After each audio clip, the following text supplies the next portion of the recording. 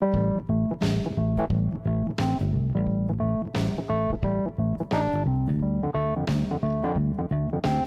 to the first and final word with your hosts, Nelson Jordan and myself, Chris Nelson. Today we are doing our NFC North Division preview. We will begin with the two-time defending NFC North Division champion, Detroit Lions. And if you've been in a coma for the past few years and just woke up and discovered that your spouse has left you for your former best friend, and for comfort, the first thing you chose to do was to hop on an amateur podcast hosted by two guys who decided that because we love sports, people want to listen to us talk about them. Yes, you Yeah. heard that correctly. The Detroit Lions are, in fact, the two-time defending NFC North champions. So, Nelson, the Detroit Lions, you have the first word. So thanks, Chris. I'm happy to be a part of this first and final word podcast with you. I'm excited. So as far as the Detroit Lions is concerned, yeah, they finished 15-2 last year. They were definitely the heavy favorite going into the entire year to make it to the Super Bowl, or at least leave in the NFC. But unfortunately, they had lost to the Washington Commanders in the divisional round, which was a surprise to many folks. Many folks in the NFL community and nationally thought that they were going to get by Washington and head up to or face Philadelphia at Detroit to have a right to go to the Super Bowl. That was not the case, as Washington was under Cinderella run at the time. As a result, with that surprising loss, there has been a lot of various turnover and changes within the Lions organization, and I got it pointing in the wrong direction for the Lions. So sorry, Lions fans. I think your Super Bowl window may be starting to close little by little. They lost both Ben Johnson, huge loss, and they lost Aaron Glenn.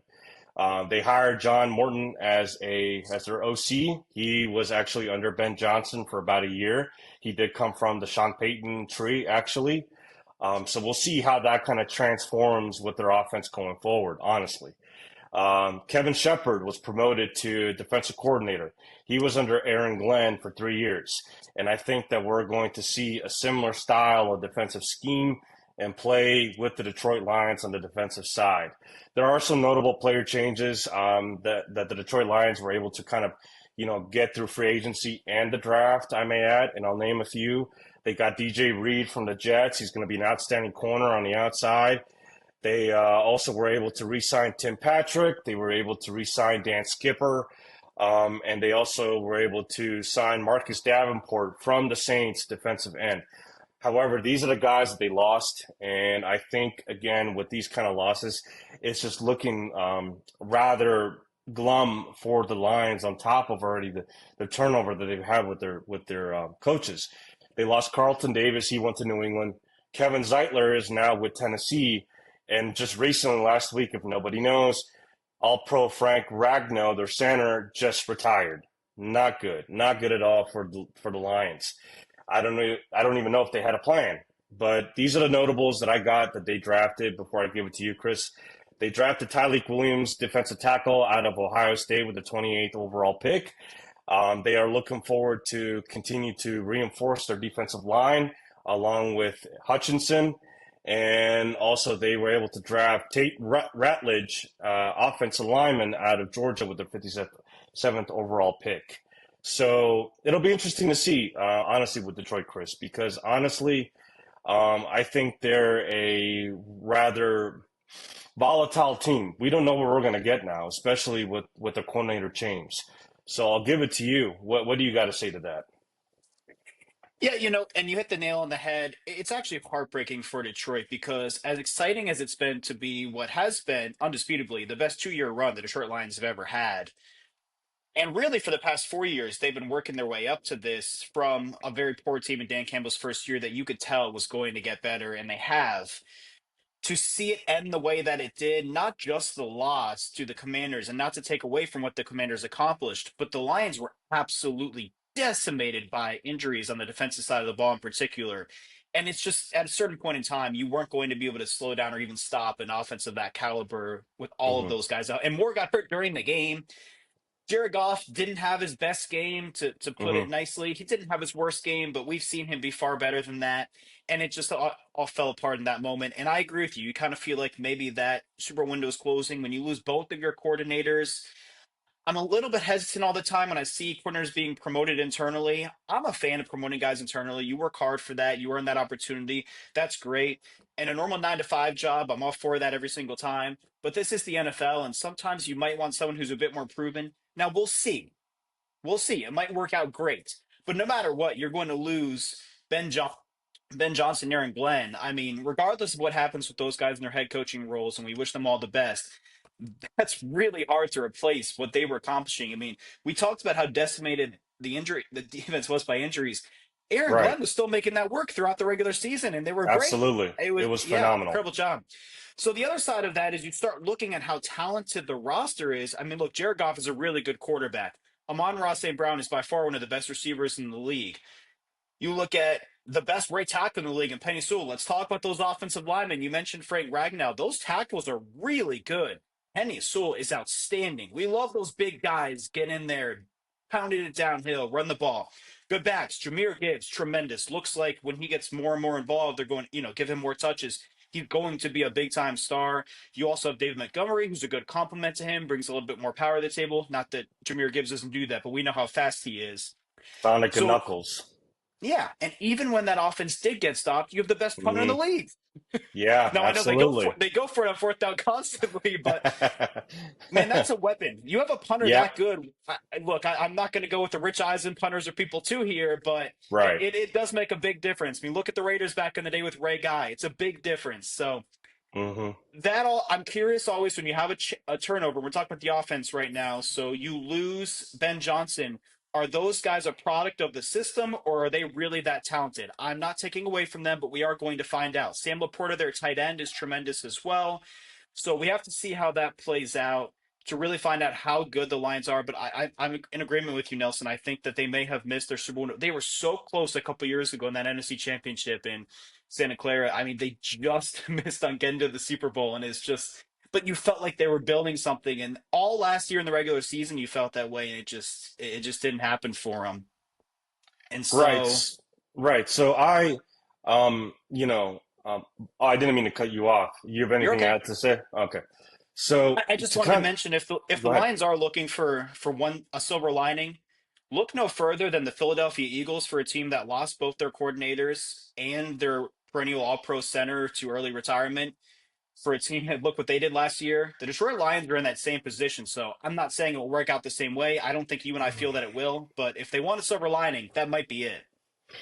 You, to tell you the truth, and I'll give a counter if you got a last word beyond this, but I got a counter to that, which would be I don't know if we can relate that because if I had to pick a quarterback between Goff and Hurts, I love Hurts more so from a leadership standpoint to be able to manage even all of the mess per se that happened under Sirianni's watch, which we don't know internally what happened. The Eagles kind of kept good as far as like keeping things buried, so to speak, even though little cracks in the armor kind of showed. But the with Hurts and how the Eagles responded last year, I think they kind of possibly nip that in the bud as to say that, we were just a different team. We had a different attitude. We had a different personality than other teams per se. Once you see, the big guns leave, then it's like, well, how well motivated are we? How well how much more do we really want it? Per se, right? Because when you lose two key leaders, two key cogs like that, it's very hard for players to continue to kind of follow the same suit. So, you have anything more to add before I kind of finish up my last thoughts? Just that I think we're going to get the opportunity to find out how good of a coach Dan Campbell really is, or maybe not that good of a coach now that he has to have new coordinators. We're really going to find that out. Again, as I mentioned, we're going to find out, and on both sides of the ball, how good these players are. They are getting Aiden Hutchinson back, who was hurt last year, as well as a number of other guys in that defensive side of the ball. I did want to mention, you called DJ Reed outstanding. I think that's a stretch. I don't think he's quite there to where we could call him outstanding. I think good is fair to call him that, but outstanding might be a stretch. But no, outside of that, those we're going to find out how that organization does. We compare it to the Eagles. We know how good of an organization they are. So that front office is included in this, the moves they've made, as you mentioned, and how that's Yeah. going to impact. But no, I'll go ahead and give you the final word on this. So yeah, I mean, uh, granted, I think they're going to be again. I don't see. For me personally, if there is such a fall off, this is not going to be a drastic fall off to the point where I think they're going to collapse and burn. I don't see. But I do have questions leading up to as to why I'm more reasoning that way that I think there might be a fall off this year with them. Honest to God, we're not going to know even what Aiden Hutchinson is going to look like after his ACL tear. I don't care who you are.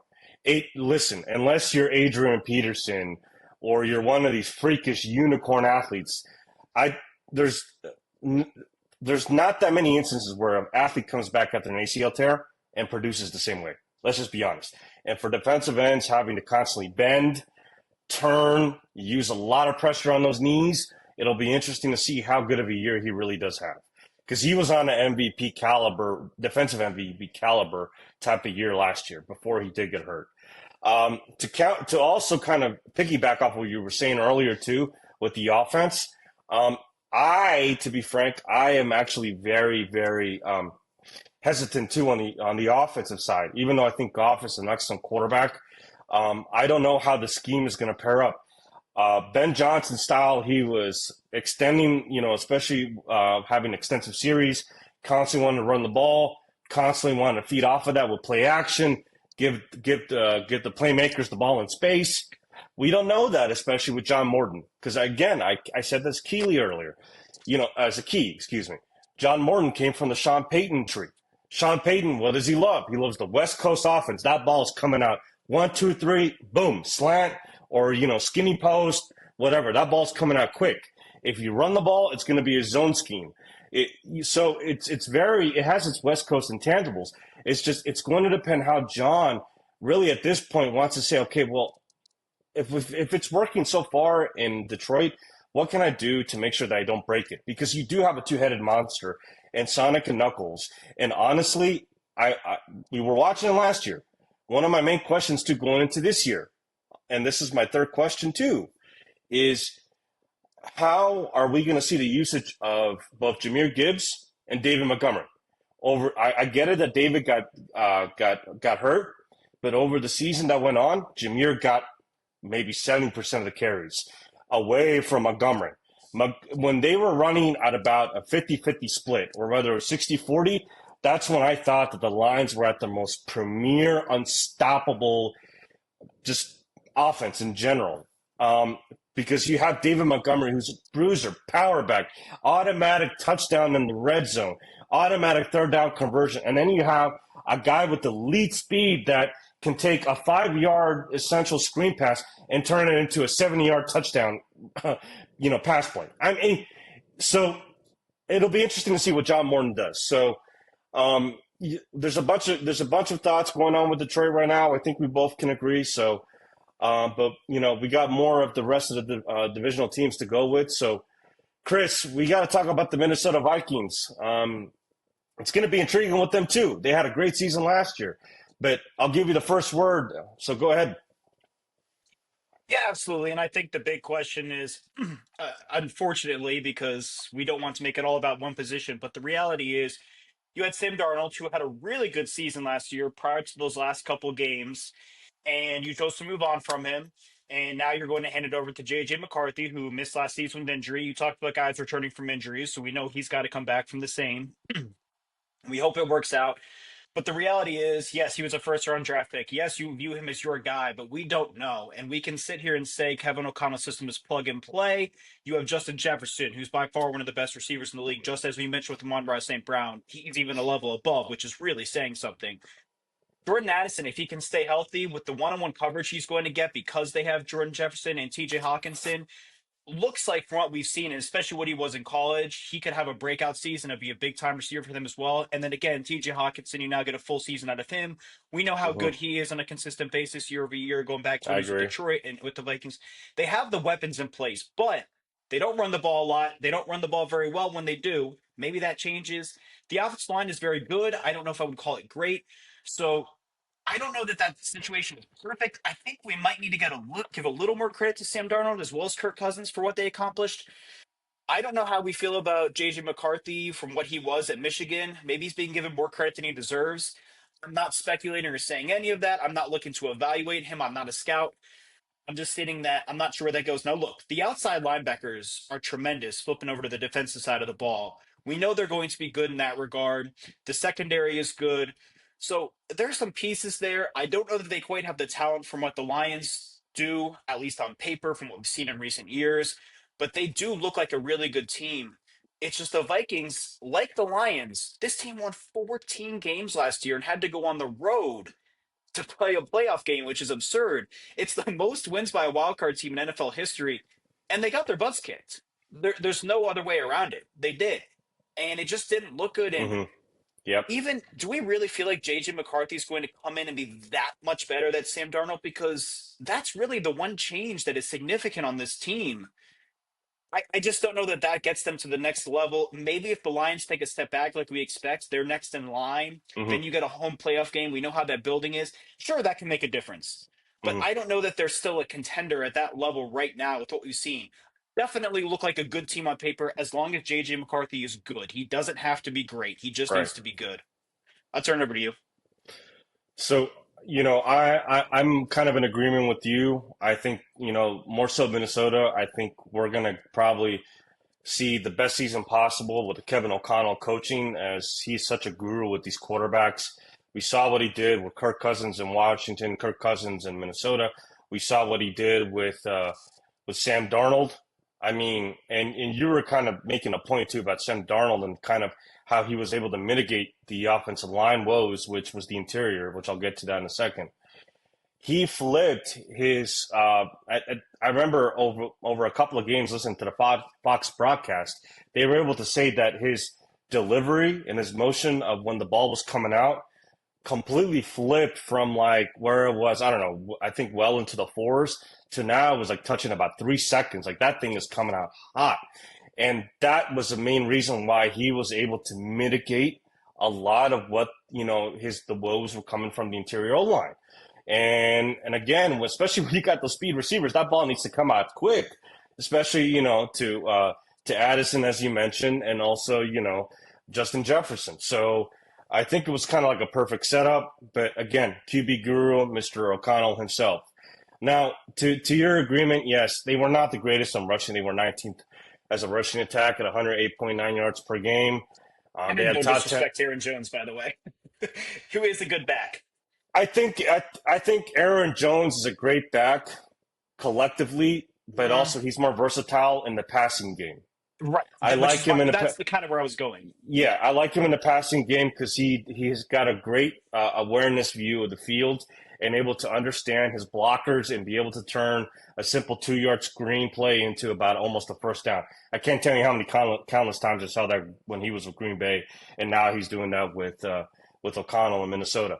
Now their defense, they have a heck of a rush defense. They only allowed 93.2 yards per game last year. They were fourth down and third down conversions and 4.4 per game. So give it up to Brian Flores and that defense. I swear to God, Absolutely, I'm in full agreement with that. that defense is no joke. And there was another stat too that blew my mind. They were Yeah, on an average blitz rate, 38.8% per game, which is one of the highest in the NFL. So, and Brian Flores was excellent at his coverages. And we also got to remember, he's from the coaching tree of Bill Belichick. So he's running everything. This is not as simple as, cover two, cover three scheme. He's running everything from what he learned from Bill Belichick. So, right. at least for what we do know with, Kevin O'Connell, Brian Flores, and also JJ McCarthy, these are my questions before I hand it off to you for your final word. Honestly, how successful do we really think that JJ McCarthy will be in this offense, especially with this system? Now, granted, when he was with Michigan, he was running a very pro style offense under center quite a bit, and they had a great running game. Now, do we kind of see the same thing with Minnesota? I don't know, but they did run a lot of at least under center, especially with Sam Darnold too, and a lot of those single back formations and maybe I formations that Kevin likes to run. Also, have the Vikings fortified their weaknesses with the interior of the offensive line because they were allowing a very alarming 3.2 sacks per game. That's 29th in the league. So they did go after in the off season, and they were actually able to pick up a few folks themselves. So it'll be interesting to see if they were able to kind of, you know, at least band-aid that a little bit for JJ, because you don't want to get him, all beat up in the first half of the year. Because I don't know, I'll be honest with you, JJ doesn't look like he's got the physical body per se to last a whole 17, games and just getting beat after beating, every single game the way that Darnold was. I don't know. That's just me. And then also the last point that I have here, last question. Had the Vikings fortified their defensive line as well? So I know they added, Jonathan Allen, and they also got Javon Hargrave.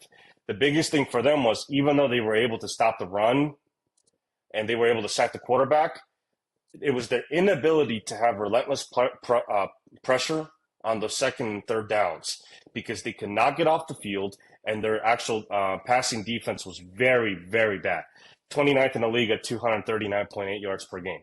I think with Jonathan Allen and I think with Hargrave, I think you're going to get relentless pressure, just because those two guys, well, when they were playing with Washington and San Francisco, they were getting a lot of two offensive line looks, or if not chips and stuff like that. So, it'll be interesting to see what the Vikings do to continue to solidify going forward. But I'll hand it off to you for the final word, Chris. What? All right, Nelson. So I'll go ahead and give the final word on this. So I agree with you fully. We need to give a ton of credit to Brian Flores, who was almost left for dead after what happened in Miami and the whole situation with all of that, which we won't go back into. But ton of credit to him. He's been, including in Miami, a tremendous coach, especially in the defense side of the ball throughout his time in the league, Hmm. and he did an excellent job with the Vikings defense this past season. In terms of JJ McCarthy, I'm with you on that as well. We just don't know. I'm not going to speculate on how he'll play. We'll see. Again, we mentioned he's coming back from the injury. The NFL doesn't have the same format as the NBA, so JJ McCarthy will not be considered a rookie this year, but he really Hmm. is a rookie. He missed last season, so we'll Right. see how that goes. Look, we kind of touched on this with the Lions and the Frank Ragnar retirement, but football games are won and lost in the trenches. And the reality is the Vikings aren't winning and losing games in the trenches. You were perfect with it, stating that the interior offensive line is not very good. And the defense side of the ball, defensive line was not very good. They lost Daniel Hunter, and they really didn't replace him. The outside linebackers are tremendous. Byron Murphy's a very good cornerback. Harrison Smith's past his prime, but he's still a good veteran safety. The addition of Javon Hargrave, from what we've seen a couple years ago when he was healthy in his time in Philadelphia, he's very good. But coming back from the injury, I don't know that he'll be the same. We hope he will be, and then that could be a tremendous addition. In terms of Jonathan Allen, the past couple years, I didn't think he was anywhere near as good as what he had been the previous couple seasons. So he might, as young as he is, already be kind of past his prime. Maybe have peaked for only a brief period, and we see it all the time. So I'm not sure if I'm Very fair. optimistic about that addition. Fair Yeah. enough. But look, my overall look on the Vikings, to go along with what you said, is Hmm. that I don't necessarily think they're a 14-win team again, but I do Hmm. think that they're in position to maybe be able to win the division, maybe host a playoff game, and maybe even win that game. I think that's their ceiling. Hmm. I definitely think they're a good team. I don't think their Hmm. floor is being a bad team. I think this team at minimum wins maybe 10, 11, 12 games, somewhere in that range at worst. So next up, we are going to talk Okay. about the Green Bay Packers, and Nelson, you have the first word. So yeah, we got the Green Bay, as one of the famous YouTubers says, mother loving Packers. Listen, this is a team that I used to actually grew up watching. I know you guys can all see there's Commanders paraphernalia and then, maybe some other things in here. But I used to be in love with Brett Favre and company back a long time ago. Those are the first NFL games I was watching as a little kid. So they're kind of my second or third favorite team. All right, so they are the mother loving Packers. They had a pretty good year last year. They were 11-5. They finished third in the NFC North. They did end up going to lose in the wild card round to the Philadelphia Eagles, unfortunately. But no shame in that game. Love just ran out of his magic, as we kind of understood. He had a bad game.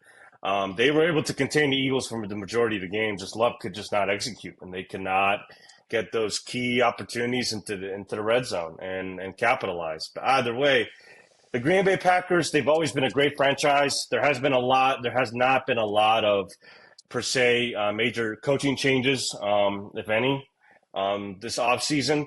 They were able to go into free agency and add a few players. I'll name a few notables. They were able to add Isaiah Simmons from New York Giants, linebacker. They were able to pick up Nicole Hartman, which is another speed receiver from Kansas City. They were also able to get Aaron Banks. That's an interesting player, guard out of San Francisco. A lot of people have praise over him because he's kind of developed as a project player from San Fran. But a lot of people also from the San Fran camp was also scrutinizing. He was kind of the fourth or fifth best, lineman, at least out of the group. He was not the cream of the crop, if you will. So that'll be interesting to see, what these guys can do. Because let's be honest, in Green Bay, they're predicated of in the trenches, especially in the offensive line. We've seen the type of players that they've had. So maybe they found a diamond in the rough. Who knows? They were also able to pick up Nate Hobbs, an excellent man-to-man corner out of New Orleans. They were able to pick up big Brandon Leg McManus, for God freaking sakes. We know what he used to do with those bomb kicks that he had out of Denver. Mhm. They lost A.J. Dillon, which is not a good loss in my opinion. He was an excellent third down back, at least on the third and ones, third and twos. That's fair. And they lost Eric Stokes. He's a depth player at corner. So that I didn't like either. But they were able to pick up. And for the first time, can we give a clap to Green Bay? Since 2003, you drafted a receiver in the first round. How about that? Wide receiver out of Texas, I'll Matthew give it to him. Golden, speed demon, right? Give them a clap. I'll So they give it were to him. they finally did that, right? They were also able to draft a great player, also Anthony Belton. He's got some things to work on with his footwork and stuff like that, but he's a good tackle out of NC State, 54 pick overall. And they were also able to pick up another receiver. Wow, two receivers in the first 3 rounds. I got to give them that for real.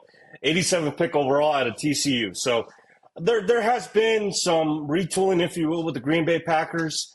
Not a lot of change going on, but Chris, I kind of want to see where your head is on the Green Bay Packers. Yeah, I'm going to go ahead and just for the heck of it, I'll start with quarterback again. The two keys with Jordan Love is going to be staying healthy for the entire season. We need to see Uh-huh. him out there every single game and consistent Right, play from beginning right, to end. Every absolutely. game throughout the season, he needs to be the starting quarterback and he needs to play consistently and play well the way we've seen him be able to. With how much money they're paying him like he's a superstar quarterback. He Mm-hmm, hasn't been that, but it's because he hasn't realistically played enough. He's missing too many games, and then sometimes mm-hmm, he's just not great. mm-hmm, So that's going to be the key. Now, did that suddenly turn the Packers into division champions? Maybe, but I don't know that that one element is necessarily going to move the needle that well. Look, Matt LaFleur is a tremendous coach. He's proven that at this point in time. We're going to give that to him. So I'm mm-hmm, sure the Packers will be good. They've always drafted well. We know how that organization is run. They have as good a mm-hmm, home field advantage as there is in the league. The Packers are going to be good. We can expect that. In terms of the additions, though, first of all, it's a little interesting to see the Packers pulling so many free agents. They don't do that. They draft and develop players, so it is different. But I don't think any of those additions move the needle. I don't. I just don't think they're great players. Maybe they're good players who can make the roster a bit better. mm-hmm. But Right. that's a tough division. I don't think those specific things are just going to suddenly get them over the top. With the loss to the Eagles, I didn't think the Packers played well. I didn't think the Eagles played well. I thought that was a horrible Right. football game. It was an ugly From game. It both was miserable sides. to watch. Yeah, it was terrible. Yeah. It's a terrible Yeah. game. The Eagles just wore them down. They just had more talent. They were better. Just grinded out a win. I don't give Green Bay any credit for that. The year before, they went to Dallas and took it to the Cowboys and advanced to the divisional round. Yeah. They almost won in the divisional round. I mean, they looked really Absolutely. good. We felt like they were on the rise. I feel a Right. lot worse about Green Bay right now than I did a year ago, other than the fact that I feel like the Lions might not be as good and the Vikings, too, maybe won't be as good. That's the only thing I think the Packers have going for them. I think that could work out in their favor. But other than that, I'm just not overly optimistic on Mm-hmm. where they're at. And despite that, I still feel like they have a chance to win the division. So I can't, I can't figure out where I want to go with this. But it's really all about Matt Lafleur for my reason feeling that way. I'm curious Absolutely. for your final word here. I'm curious to get your thoughts on Jair Alexander because when he's healthy, he's as good a cornerback as there is in the league. They're paying him a lot of money. The reality for him, though, is he's never healthy. He misses so many games every season, and I don't think we can count on him to be on the field. And go ahead with the final word on the Packers. Well, with Jair Alexander, we have the same case study right now going on with our guy. So if anybody still can't figure it out, I'm a Commanders fan. But we still have the same case study too with Marshawn Lattimore. When they're on the field, they're excellent corners.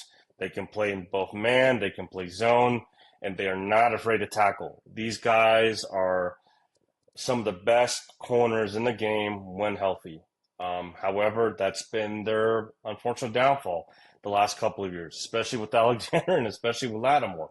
So if he can stay healthy, the defense is only going to benefit. Now, granted, I still think that the defense is still great even without Alexander.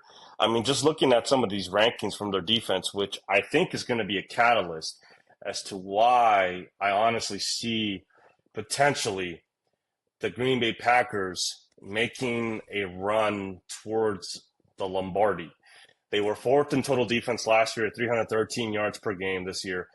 Last year, they were fifth in 20 points per game allowed. I mean, let's be honest. We saw what they did to Philly. Philly got away with it because at the very end, listen, Love could not do what he could do potentially, and we saw that in game one in Brazil, and he couldn't pull that magic off in the wild card round. I mean, literally. So they were seventh also in 103.2 yards rushing per game. They were eighth pass defense and 209.9 passing yards per game, and they were 11th to 2.6 sacks per game. These guys have a defense that is very, very good with LaFleur. So and they're players. Other than having Gary, Clark, Walker, McKinney, these guys are all excellent young talent. And that's the one thing that we do not talk about enough about the Green Bay Packers. The team is young, fast, and has leaders all over the field. So really, to finish up my thoughts here with the Green Bay Packers, honestly, to kind of piggyback a little bit off what you were saying earlier, is let's be honest. So will the Packers remain consistent offensively this season? So the reason I asked that question, and for all the listeners, let's be honest. When you look at the Green Bay Packers last year, there were some games that made you think, damn, this team is top 5 overall. They're up and down the field. They're cremating teams. They're putting them out of their misery, and they can be in shootouts. And some games, it makes you scratch your head, and you're saying, Love, why the heck were you throwing in the triple coverage? Why the heck did you miss a wide open, receiver wrap by Romeo Dobbs on the left-hand side, and you're throwing to double coverage?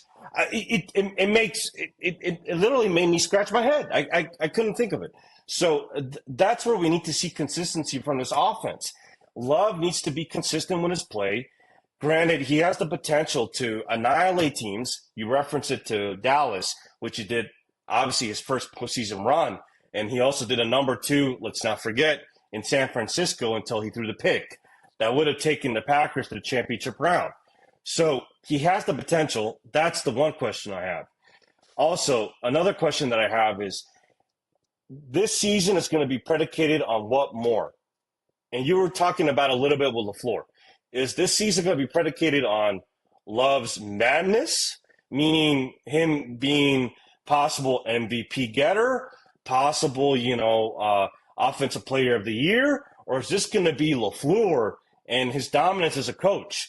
Because we've seen LaFleur in some of these games, and everybody from national pundits down to all the Green Bay community, they've all said one thing and one thing only about LaFleur. They love him, but his in-game management drive them nuts. They drive me nuts personally too, because it makes you scratch your head as to why the heck are you not running the ball on fourth down? You have all the momentum, and then you're kicking the field goal when you're down by, let's say, 8 or 9. What sense does that make? Come on, LaFleur. Like, seriously.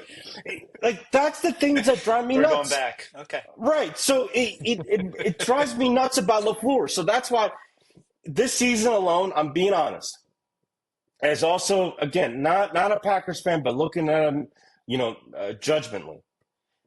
Is this season going to be predicated on Love's success or Matt LaFleur when it comes down to crunch time in his management? Because let's be honest, he's a great regular season coach. But when it comes down to it, when he gets in the playoffs, he's been exposed. And he's done the same thing. He had Aaron Rodgers, which far and beyond better in his prime than he had with Love, right? But even then, he still messed up.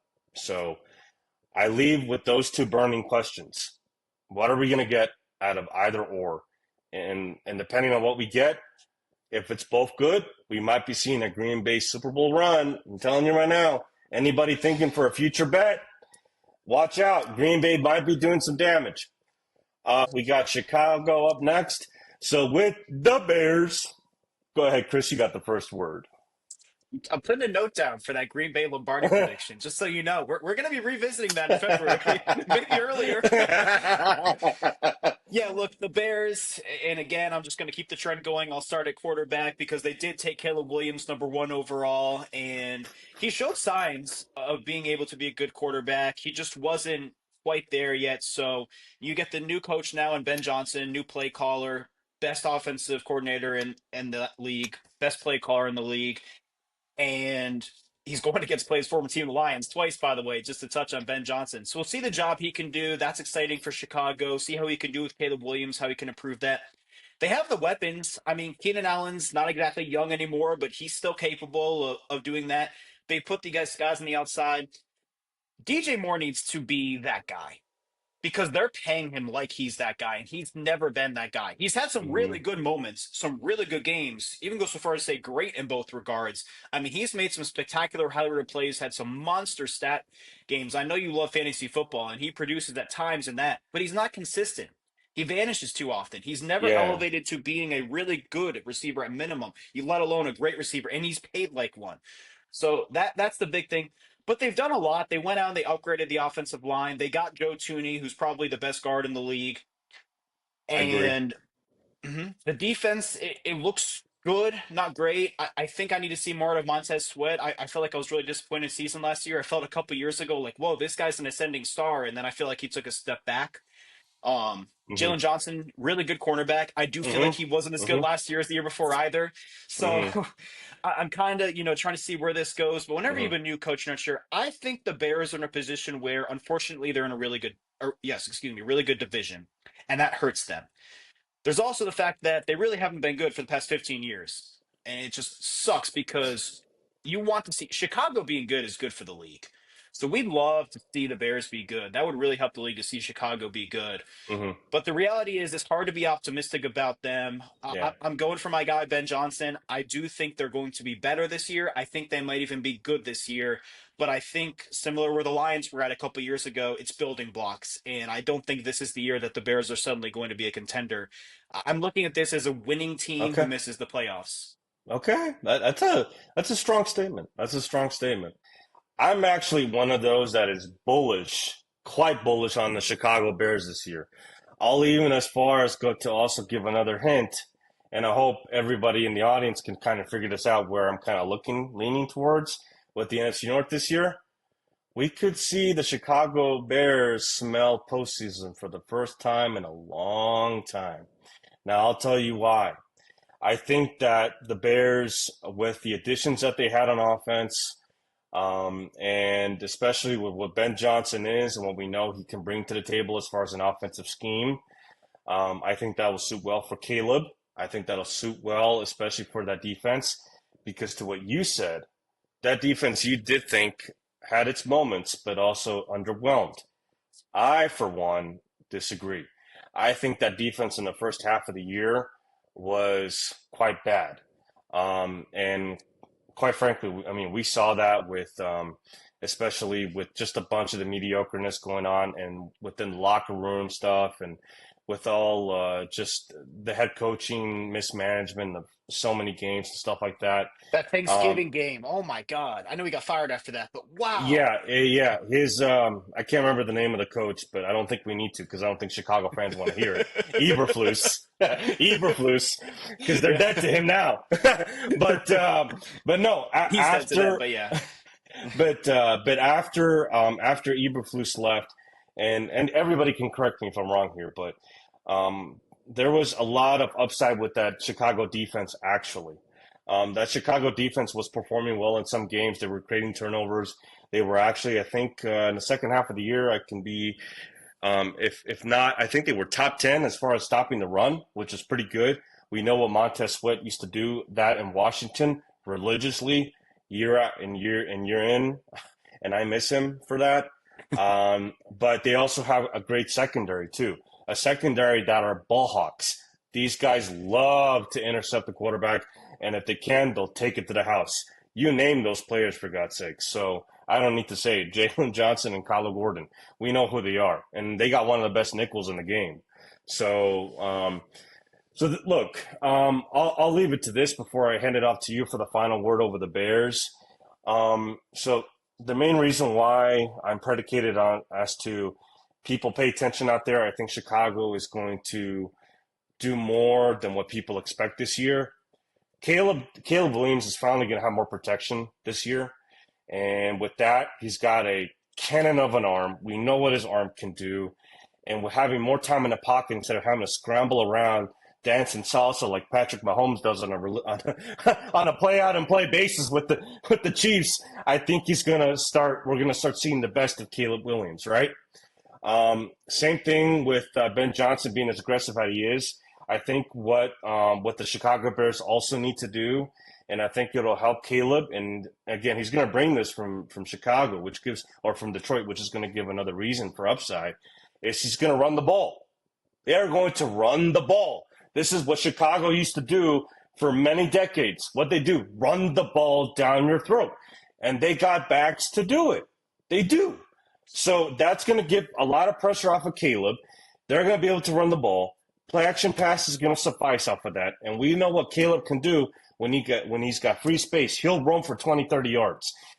And that is predicated on an offense, which, again, Ben Johnson brought from Detroit, which is long, extended series to not only kill time of possession, but also get points, which is another reason why, again, for all the audience, Chicago might be that dark horse team that gets into the playoffs as a wild card. I'm making that right now. Just watch out for them. So, but with that being said, that's all I got on the Bears. Chris, you got the last word. Yeah, I mean, we can go ahead and get the shirts made now for the Chicago fans. Ben Johnson for mayor of Chicago. I'm ready. Ben Johnson for mayor. Okay, I'm ready. And look, if it doesn't work out with Ben Johnson and the timing is right, I mean, Carolina, come calling. Make sure you come calling. Get our guy back. Look, that being said, I don't think the Bears are quite there yet, but you might be onto something. I see what you're saying. I'm with you on those takes. I really am. So, look, I think the Bears are in a good position right now to move forward. I think that, and you mentioned it with Sam Darnold, Caleb Williams was at his best last season when he got the ball out fast. Having the ability to run around and make those Mm-hmm. plays, extend plays, is a luxury. It's not something you need to do. Mm-hmm. Patrick Mm-hmm. Mahomes gets himself in trouble doing that too often. Right. There are a lot of times when he shouldn't, and it hurts Right. him. I mean, we saw what happened in the Super Bowl, and Right. it's a whole different topic. I'm not blaming him for that. I know he was under a lot Right. of pressure, but Right. so I think that Ben Johnson will hone in Caleb Williams, but I agree with you. They control the game with those long drives. It's what that Shanahan offense has always done, and what we see Right. still in San Francisco and other places, Green Bay as well, who we just talked about, where you Right. can control the game, control field position, and you don't have to score if you keep the other offense backed up and put your Right. defense in an advantageous position so that they're not atrocious like they were last season, like you mentioned. Correct. So I'm with you on that. And hey, we hope the best for the Bears because, as we said, it's good for the league when Chicago is successful. It's a big market. It is good for the Mm-hmm. league, big fan base. We want to see Absolutely. that. So you've touched on it a little bit, Nelson, but go ahead and give us your official prediction you have for the division standings. So for everyone to understand, this is our preliminary. I think we're gonna give out a final one before the NFL season kicks off in September. So Absolutely. be waiting for that late August, early September. But right now for preliminaries, I got Green Bay finishing number one in the NFC North. I got Chicago number two. I got Detroit falling off down to number three, and I got Minnesota falling in fourth. I could go again based off all the reasonings behind it, but I think this is clear and concise. You have too many changes in Detroit. You have a rookie quarterback now, or not rookie quarterback, but his first full season in Minnesota with an Right. interior offensive line that is a glaring weakness. Right. You got Green Bay that's been kind of the stalwart team that's been constantly under good leadership of LaFleur, and they have a quarterback that I think has the potential for a possible top five offensive player of the year, if not MVP run. And then also you got Chicago with this dark horse attitude that Ben Johnson's going to bring from Detroit that no matter what's going on, we're going to get up. And as Dan Campbell said, what are we going to do? We're gonna bite kneecaps. We're gonna punch. I mean, he's bringing that same mentality, and I think Chicago needs to get back at that. So, what's your take on how the standings may look like going into the NFL season, Chris? I like what you said. I would like to see those be the final standings. I think that would be awesome. I'd be all for that. I do agree with you that I'm going to go ahead and take Green Bay to win the division, only because I feel like Detroit and Minnesota potentially got worse, and it puts Green Bay in the opportunity to move up. I don't necessarily feel like Green Bay is better, and I'm not necessarily optimistic about what they would do with that home Mm-hmm. playoff game. Uh huh. And it's a tough division. I don't think they're going to go out and dominate the division. I think this race is going to be close. Yeah. That being said, I have Detroit second right now because I think their ceiling is still the highest in the division. I wouldn't be surprised if they won the division for a third Okay. straight year. Okay. I think it's unfair to make it seem like the players were only as good as the coaching. I want to see if those players actually are even close to that good. And if they are, that's still the most talented team in the division. So I think they have the highest ceiling. Okay. Fair Next, enough. I have the Minnesota Vikings. I'm going to be optimistic with Kevin O'Connell and his system being plug and play in the personnel they have around, the weapons they have, that JJ McCarthy will be able to step in and be good, and that will be good enough for the Vikings to Mm-hmm. be able to have a successful season and finish third. And I'm just not going to be, from what I've seen the past 15 years, the Bears struggles. I can't be optimistic about the Bears until they prove me otherwise. So, Okay. as I said, I think it is optimistic to say the Bears are going to have a winning season. I think that's something to get excited about if you're a Chicago fan. So, to me, that's good enough. I You agree. just want to see progress, but I still have them finishing fourth in what should be a really good division. So, Nelson, go ahead and we're going to do our final words of the day. And why don't you go ahead and give us your final word of the day? So my final word of the day is not on a sport that we just discussed about today. I actually want to discuss about soccer and the sports drama that is the transfer market and all these big time players. I'm going to give a shout out to all the players that just finished up with their tournaments, their leagues overseas, and everybody else. And now we got the FIFA Club World Cup coming up now, and also the World Cup next year in 2026. But I also want to give a rant, if I could, if I could, Please do. Mad Dog Russo. Messi, Ronaldo, for the love of God, will you two just say something if you're going to be for certain in the World Cup next year? It's driving me nuts. I think if you guys can somehow be in the World Cup next year, please somehow give us a tantalizing that it's guaranteed. A lot of players are literally following the same suit as you guys right now. You guys have not loudly retired out of your national soccer teams, and a lot of you are still playing, and you guys are still giving us question marks. And it's like for all of us fans that are a lot of fans over here who follow the EPL, the La Liga, all the leagues across the world. We want to see the best of the best, and you guys are the goats. You guys are goat one and goat two. I mean, honestly, there's always a debate between who's better, Messi or Ronaldo. They're the goats of this sport. We're never going to see you guys ever in our lifetime ever again. It's just never going to happen. So if you guys could literally somehow within the next 3-6 months commit to saying, hey, we'll be at the World Cup, we're going to get everybody else to be committed too. Because right now, we don't know if Modric is going to be there. We don't know if Kevin De Bruyne is for sure going to be not there. I mean, I could go on and on with this list.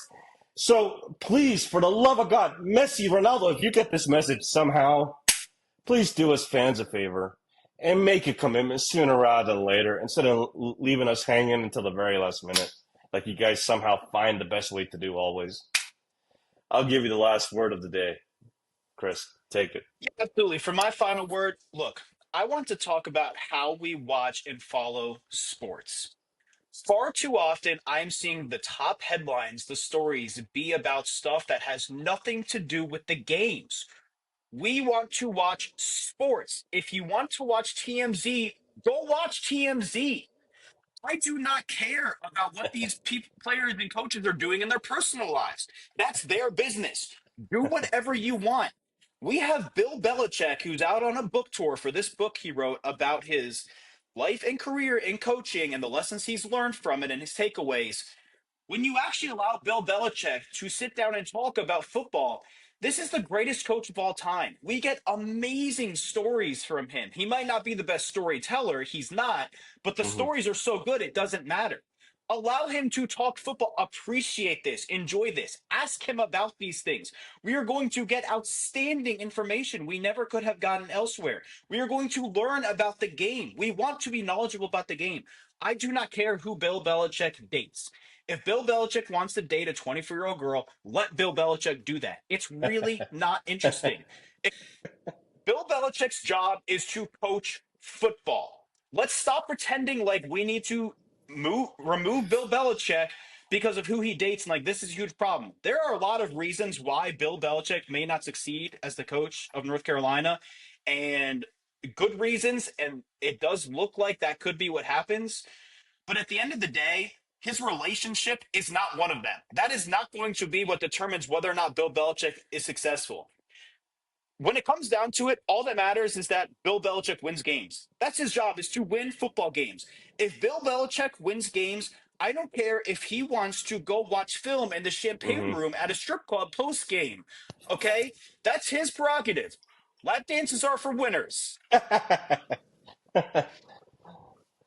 So that's all we have today. For all of you degenerate gamblers and those of you who fell asleep listening to us and just woke up thinking, wow, this guy is still talking, we thank you for tuning in and sticking with us throughout. Thank For you. Nelson Jordan, I'm Chris Nelson. This has been the first and final word.